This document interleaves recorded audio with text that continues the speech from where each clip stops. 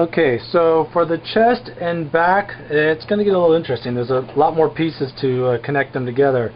We have an inner shoulder piece, and we've got an outer, what I call a detail shoulder strap piece, and this kind of limits you on sizing the back and chest. While this does have quite a bit of material, and it does have an indentation of where I would say to cut it, and that's because if you notice this kind of has that same shape, that would fit directly underneath there, and then the back would fit on that side. So you've got this cut edge, and that cut edge is what would represent coming right here where my fingernails are, and then the detail piece, cutting that out in between here, and then setting that in between.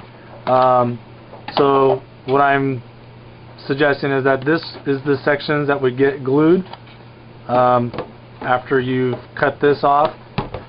And then another thing that's kind of important is, since this is going to be cut free, you're not going to be able to see which side is left or right.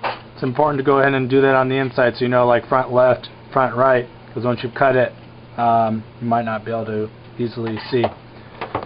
So that's how it's supposed to go around the neck area and connect up there.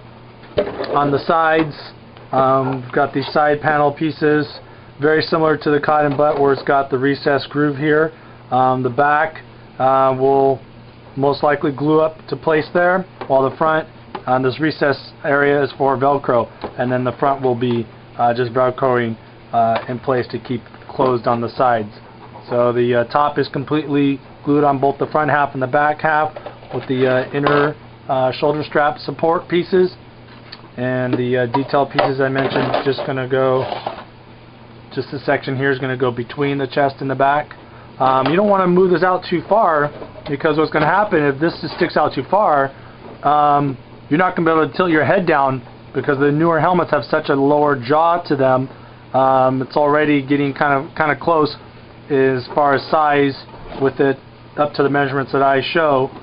That allows you to put your head through here and have the helmet in such a way that you can still kind of look down, and also the fact that there's no extra pieces. You want all 6 of these detailed ridges to show in between the chest and the back. So the chest is very limited on the Season 4.